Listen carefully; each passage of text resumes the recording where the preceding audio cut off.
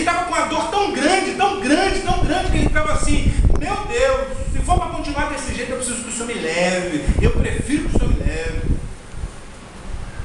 Mas isso tem um nome, querido. Isso na patologia psicológica, psicanalítica, psiquiátrica, médica desse tempo, chama-se depressão. Elias evidenciou um momento mesmo de dor, de sofrimento, de angústia e de depressão. Depressão é aquele momento que hoje, qualquer tristeza, o povo chama de depressão. Pastor, eu estou deprimido, pastor. Mas tu é um deprimido social, tu é um deprimido que trabalha, tu é um deprimido que come, um deprimido que toma banho, um deprimido que vai à privada. Depressão que é depressão, tu não sai nem da cama. Depressão que é depressão, tu defeca no teu quarto. Tem que falar aí para ver se o povo entende esse dilema. Certa feita, ainda morava eu na minha primeira casa após o casamento, né? Porque depois nós mudamos para onde nós estamos. Mas antes a gente morava de aluguel, uma casa, o telefone tocou, era as primeiras semanas de lua de mel. Estava de lua de mel do trabalho da igreja, o telefone tocou, era um sábado, e ajeitando casa, ainda daquela realidade toda de mudança, o telefone tocou, era uma amiga do trabalho, me pedindo para eu ir na casa de uma outra amiga nossa de trabalho, que já estava já algumas semanas sem sair do quarto. A filha dela é uma das meninas, né, que eu, assim, índia, cabelo liso, de uma ponta até a cintura, menina linda, devia ter uns 6, 7 anos, inteligentíssima, vindo de Manaus. Então tu já imagina aquela realidade, aquela turma indiana lá, a menina que já tinha aquele corpinho bem magrinho, estava mais magrinha ainda, sequinha, com olhar fundo, porque a mãe não saía do quarto nem para botar a comida da criança. A necessidade fisiológica estava sendo feita numa cumbuca, que essa outra amiga do trabalho, que morava em frente do prédio, retirava e levava para o banheiro. Isso é depressão. Hoje eu não estou com vontade de ir para a escola, mãe, estou deprimida. Hoje eu não estou a fim de ir para a igreja, manda um recado, pastor, estou deprimido. Depressão que é depressão, meu querido, é isolamento. Você não quer sair do teu quarto, não quer falar com ninguém. Você vê que Elias despede o discípulo dele e fala assim: eu não quero mais papo com você, fica onde você está, é o meu momento, é o meu deserto. É o meu deserto. E assim ele faz. E assim Elias, devido ao cansaço, o desgaste. Ah, pastor, mas então como é que pode um adolescente ficar deprimido? Não é porque ele tem um cansaço físico que você tem do seu trabalho, mas é porque talvez ele esteja cansado do sofrimento que ele está vivendo dentro de casa. Por isso ele se deprime. Porque uma criança, pastor, fica deprimida se ele não tem um cargo de trabalho que eu tenho. É porque em algum momento da vida já sofreu uma ferida na alma que fez com que hoje ele desencadeie essa realidade de uma depressão. Agora, na condução de uma vida adulta, a realidade que vem como depressão é por causa do cansaço, do desgaste, do estresse, a fadiga, a rotina. Tudo isso vai somando as decepções, frustrações, desilusões, até que gera esse nível. Mas a depressão só se estabelece porque quando a tristeza chegou, você não mandou embora. E porque você não mandou embora a tristeza, porque você não se resolveu no meio dessa tristeza, bateu uma angústia. E porque você não se resolveu dessa angústia, essa angústia ficou te carcomendo por dentro, você ficou carcomido por ela. E porque você não se resolveu diante de Deus e diante dos seus dilemas na sua angústia, essa angústia começou a roubar o teu ânimo, você começou a baixar a guarda, você começou a desfalecer nas suas emoções, até que a depressão olha para você e vem e te abraça. E aí você tem dificuldade de se erguer e se levantar. Então Elias viveu isso, viveu essa realidade, talvez porque não buscou um mentor, conforme Moisés poderia muito bem acabar vivendo uma depressão no meio do deserto, mas chega um homem chamado de Jetro, que como discipulador cuida da alma. Cuida da alma de Moisés. Certa feita, o apóstolo René ele conta isso numa mensagem muito interessante, onde ele estava, eu não sei se foi na Itália ou na França, no congresso. Kleber Lucas estava lá também. Ele já vinha cuidando de 6 meses do Kleber Lucas. Kleber Lucas vinha de uma separação conjugal. Ainda que ele cantasse na mídia, ele estava com uma vida muito complicada. Ele era o homem do púlpito, do palanque, mas não era um homem de altar. Não estava com vida no altar.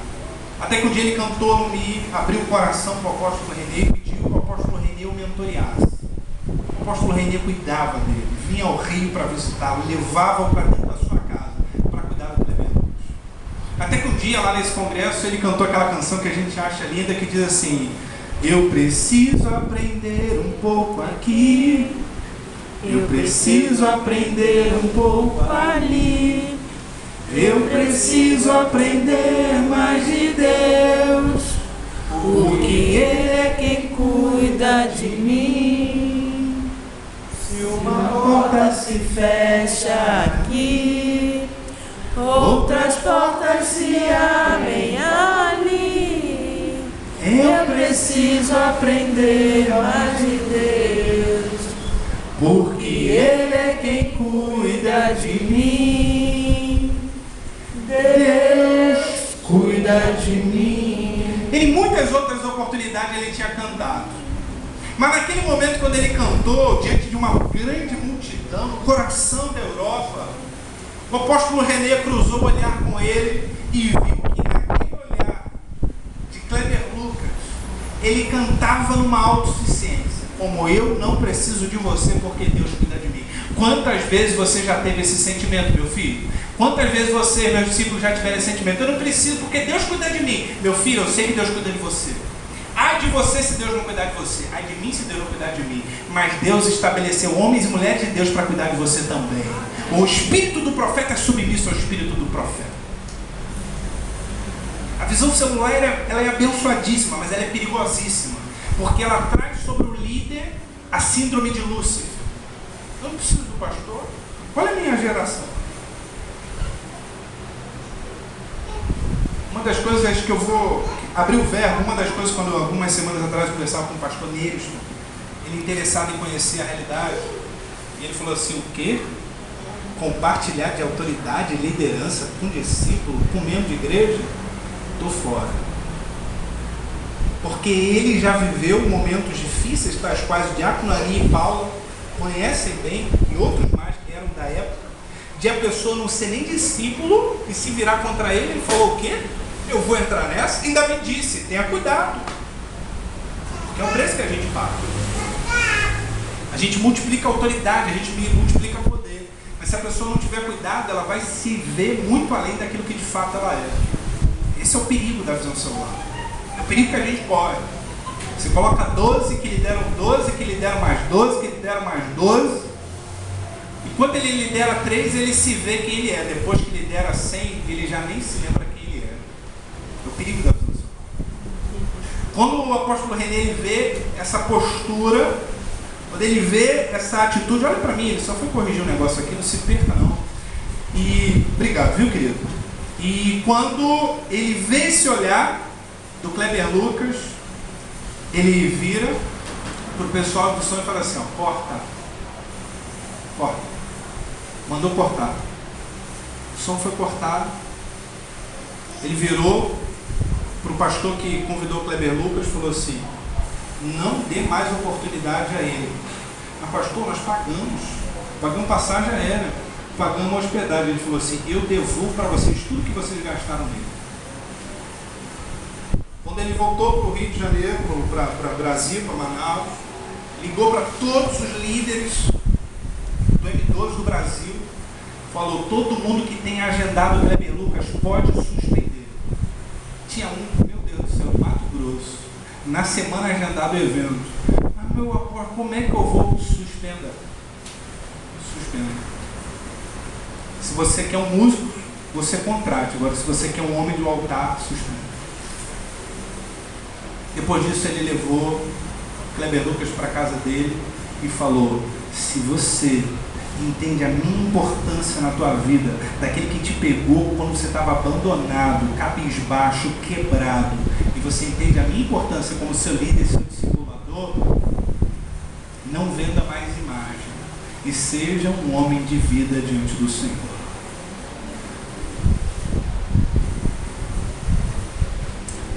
Depois disso, o ministério de Kleber Lucas renasceu.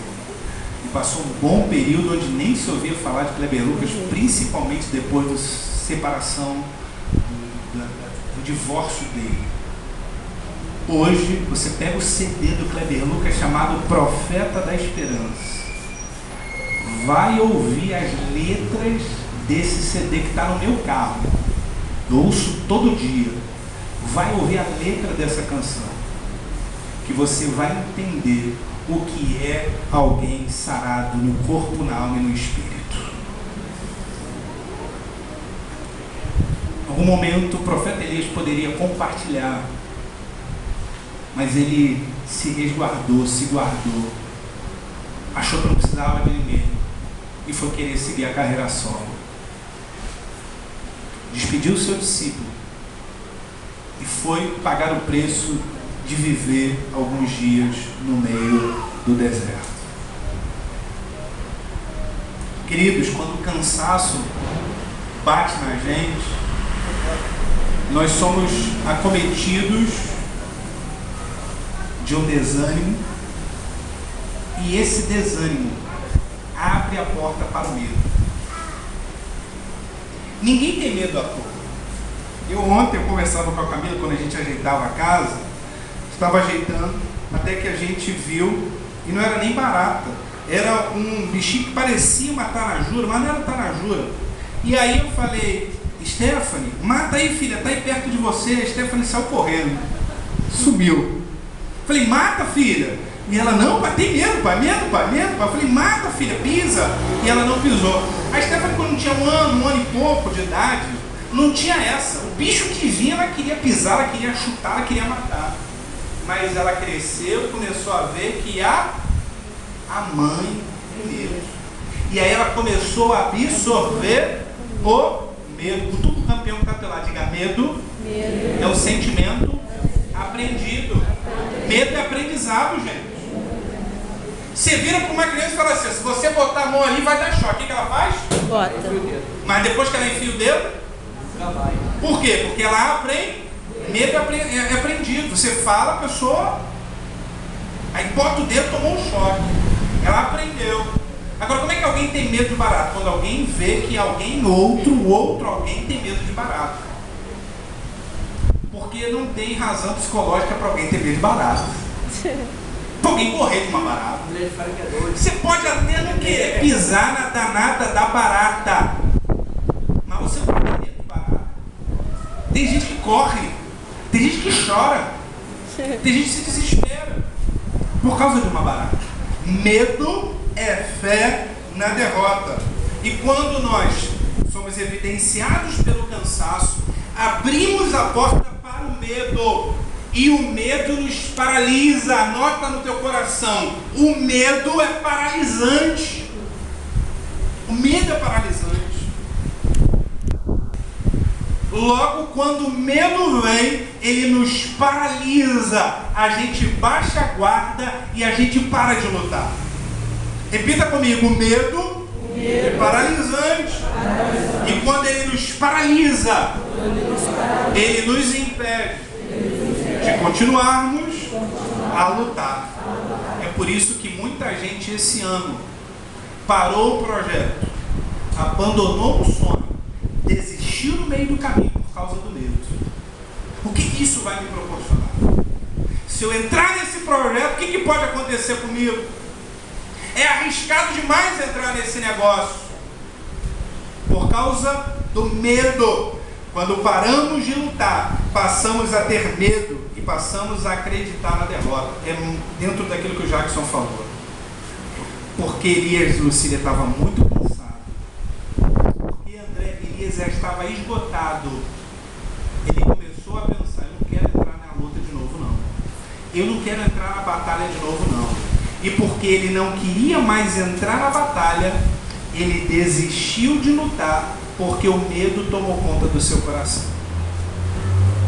Então não pare de lutar em 2014, meu filho. Não desista. Você tem um projeto de vida, você tem um sonho, você tem uma meta, você tem um objetivo. Não pare. As coisas vão dizer o contrário. Você vai receber um decreto de uma Jezabel, do inferno, para que você pare, para que você tenha medo. Não pare, não desista, não abandone o barco. Não abandone o barco. Não abandone o barco. Muitas coisas surgem no meio do caminho para tentar nos desestimular, para tentar convencer a mim e a ti de que as coisas não vão dar certo. Mas quando nós baixamos a guarda, o que nos sobra é o medo. E você já aprendeu aqui que medo é fé na derrota. Veja que por 2 vezes, anjos ministradores de Deus visitam a Elias para alimentar e gerar ânimo na vida de Elias. Leia comigo para a gente concluir o versículo. Só um minutinho. Já virou página dessa aqui na minha Bíblia. Leia comigo a partir do versículo 6 em diante. 6, 7 e 8. Por gentileza, eu convido a igreja a fazer esta leitura.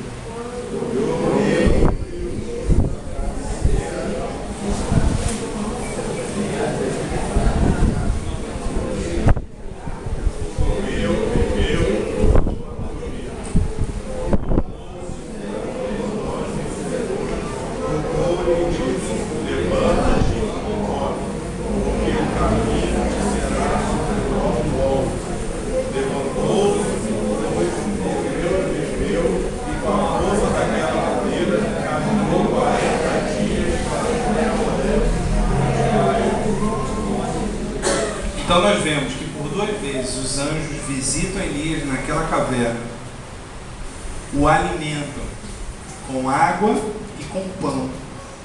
Na primeira vez que ele come e bebe, o que ele faz depois? Dorme. Cansaço. O cansaço, ele é um inimigo dos nossos sonhos.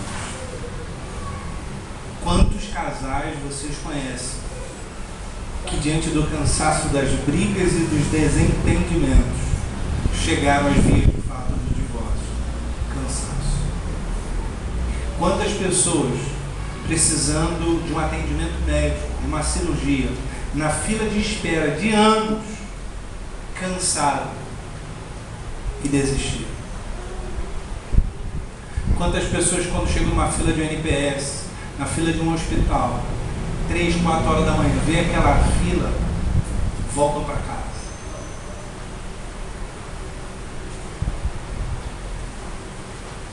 E as pessoas vão se cansando, vão se desgastando, mas nós não podemos ser vencidos pelo cansaço.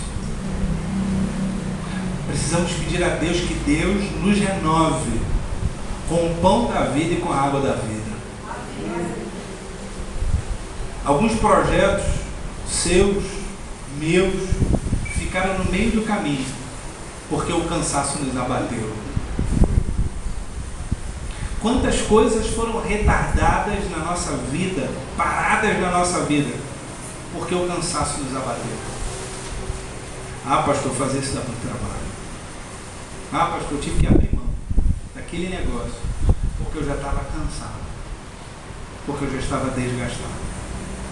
E quantas vezes abrimos mão de sonhos, de projetos, por causa do abatimento na nossa alma, por causa do cansaço que sofremos, talvez um cansaço físico, talvez um cansaço mental e até cansaço na vida espiritual, que nós precisamos pedir a Deus que Deus nos renove.